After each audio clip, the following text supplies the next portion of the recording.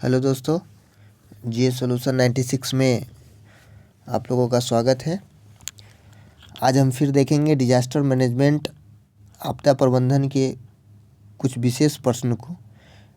पिछले पार्ट में हमने तकरीबन 35 प्रश्न को देखा था और उससे आगे कुछ इम्पोर्टेंट क्वेश्चन को देखेंगे।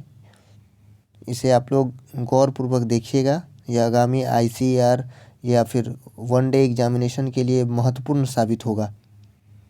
महत्वपूर्ण एमसीक्यू हैं, इसे ज़रूर आप लोग ध्यानपूर्वक देखिए। चलते हैं। 36 नंबर क्वेश्चन है, निम्न में से मानव जनित आपदा कौन है। तो कल मैंने इसकी लिस्ट भी एक दी थी आप लोगों को। मानव जनित आपदा और प्राकृतिक आपदा के कुछ लिस्ट थे, हमने कल दिया था। देखिए, इसमें नाभिकीय विखंडन जो है, नाभिकीय विखंडन यह मानव जनित आपदा है। मानव जनित आपदा में और आग आ जाता है, औद्योगिक आपदा आ जाता है। औद्योगिक आपदा के तहत 1984 में मिथाइल आइसोसाइनाइट गैस की रिसाव के कारण भोपाल त्रासदी हुआ था। अब आगे के प्रश्न है, सूची 1 और सूची 2 में कौन सुमेलित नहीं है। सूची 1 है आपदा, सूची 2 है प्रकार। तो इसके भी लिस्ट मैंने कल प्रोवाइड करवा दिया था। तो सूखा वायुमंडलीय, सही बात है। ज्वार जलीय, ये भी सही बात है। भूकंप मानव निर्मित, ये गलत है। भूकंप प्राकृतिक आपदा है, न कि मानव आपदा। बर्ड फ्लू जैविक आपदा है, ये भी सही है। कोविड-19 ये भी जैविक आपदा है। कोविड-19 जैविक आपदा है। कल हमने बताया था जैविक आपदा स्वास्थ्य मंत्रालय के अंतर्गत आता है। आगे देखते हैं। 38 नंबर क्वेश्चन है, राष्ट्रीय आपदा प्रबंधन प्राधिकरण के कार्य में शामिल है। तो इसके प्रबंधन में सबसे पहले हम नीति प्रबंधन के लिए सबसे पहले नीति,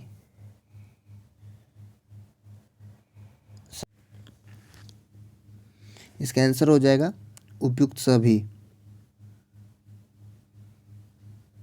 जैसे आपदा प्रबंधन हेतु नीतियाँ तैयार करना पड़ेगा, आपदा प्रबंधन योजनाओं को स्वीकृति देना पड़ेगा, और जब नीति और योजना स्वीकृति हो जाएगी तो इसके क्रियान्वयन की उपाय भी देखनी पड़ेगी। इसलिए इसकी सारी उपयुक्त सभी इसकी आंसर सही हो जाएगी।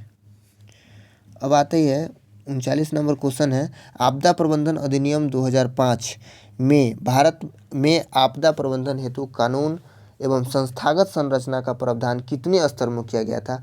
तो यह 3 स्तरों में किया गया था। पहला किया गया था केंद्र स्तर, दूसरा किया गया था राज्य स्तर, तीसरा किया गया था जिला स्तर। केंद्र स्तर में इसका अध्यक्ष कौन होते हैं, तो पीएम। राज्य स्तर में इसके अध्यक्ष कौन होते हैं, तो मुख्यमंत्री, सीएम। और जिला स्तर में कौन होते हैं, जिला अधिकारी। मैंने इस बात कल बता दी थी। आगे है, भारत की संघीय व्यवस्था में आपदा प्रबंधन का प्राथमिक उत्तरदायित्व निहित है। तो यह राज्य सरकार का प्रथम दायित्व बनता है आपदा प्रबंधन की देखरेख करना।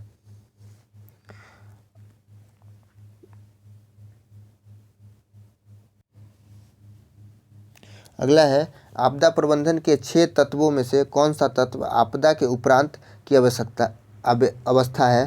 तो इसका आंसर हो जाएगा प्रतिक्रिया। अगला है, निम्न में से प्राकृतिक आपदा नहीं है। तो प्राकृतिक आपदा, सुनामी प्राकृतिक आपदा है, बाढ़ प्राकृतिक आपदा है, भूकंप प्राकृतिक आपदा है। प्राकृतिक आपदा नहीं है नाभिकीय विस्फोट। अगला है, निम्नलिखित में कौन प्राकृतिक आपदा है। तो यह आग लगाना, ये मानव जनित आपदा है। भूकंप प्राकृतिक आपदा है। रासायनिक निम्नलिखित में कौन प्राकृतिक आपदा है। तो आग लगाना मानव जनित आपदा है, भूकंप प्राकृतिक आपदा है, यही इसका सही आंसर हो जाएगा। रासायनिक दुर्घटनाएं मानव जनित आपदा है, बम विस्फोट मानव जनित आपदा है। भूकंप संभावित क्षेत्रों में भवन की आकृति कैसी होनी चाहिए। तो इसकी आकृति आयताकार होनी चाहिए।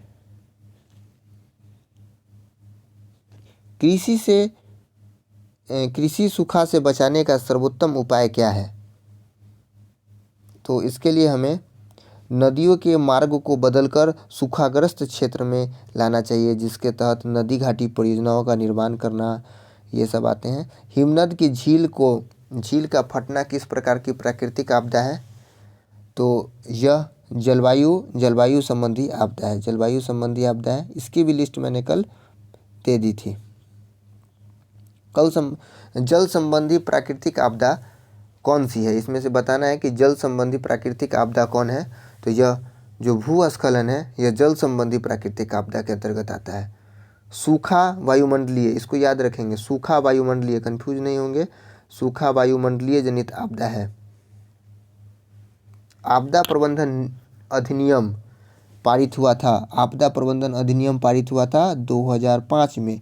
आपदा प्रबंधन नीति कब आया? तो 9 से नीति और 9 से 2009 में आया, ठीक। और योजना कब आया? तो योजना 2016 में आया था। आपदा प्रबंधन योजना कब आया? 2016। भोपाल गैस त्रासदी किस प्रकार की आपदा थी? तो भोपाल गैस त्रासदी मानव जनित आपदा थी। मिथाइल आइसोसानाइट गैस का रिसाव के कारण ऐसा हुआ था। आगे है, भूकंप से पृथ्वी की सतह पर पहुंचने वाली सबसे पहली तरंग को किस नाम से जाना जाता है? तो इसे कहते हैं, सबसे पहली पहुंचती है पी तरंग। इसके बारे में भी कल हमने बताए थे कि यह पृथ्वी है, यह फोकस दूरी जहाँ से भूकंप की शुरुआत होती है, यह पृथ्वी की तल, इसे अधिकेंद्र कहते हैं, ईपी सेंटर। सबसे पहले पहुंचती है पी, उसके बाद एस, उसके बाद एल, ठीक है। अब आगे देखते हैं।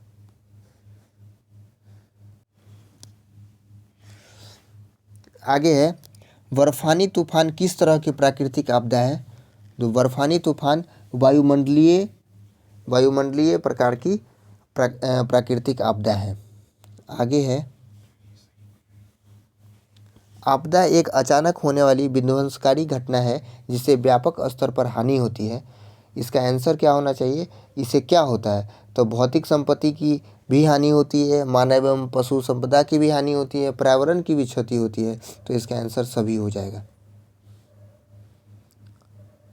संयुक्त राष्ट्र की आपदा प्रबंधन पर याकोहामा, थोड़ा सा दिक्कत है पीडीएफ में, थोड़ा कटिंग हो गया, याकोहामा यहाँ होगा, याकोहामा रणनीति पर विश्व कॉन्फ्रेंस किस वर्ष हुई थी?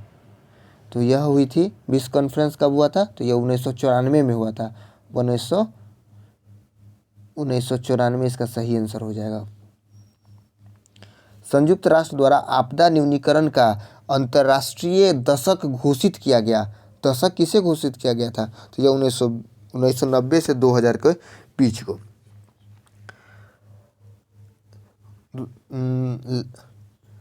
55 नंबर क्वेश्चन है, आपदा सुभेद्यता में प्राकृतिक प्रकोपों के प्रति मानवीय समुदाय की संवेदनशीलता में डैश हो जाता है, डैश संवेदनशीलता में वृद्धि हो जाती है। इसका आंसर ये हो जाएगा, वृद्धि हो जाती है। चलिए, यह आपदा प्रबंधन से कुछ महत्वपूर्ण क्वेश्चन से ये कंप्लीट हुआ और आईसीआर में यह सही में बहुत कामयाब साबित होगा। अगर आप लोगों को अच्छा लग रहा है तो वीडियो को लाइक, शेयर एंड सब्सक्राइब कीजिए ताकि हम लोगों का भी मनोबल कुछ बढ़ा रहे। धन्यवाद।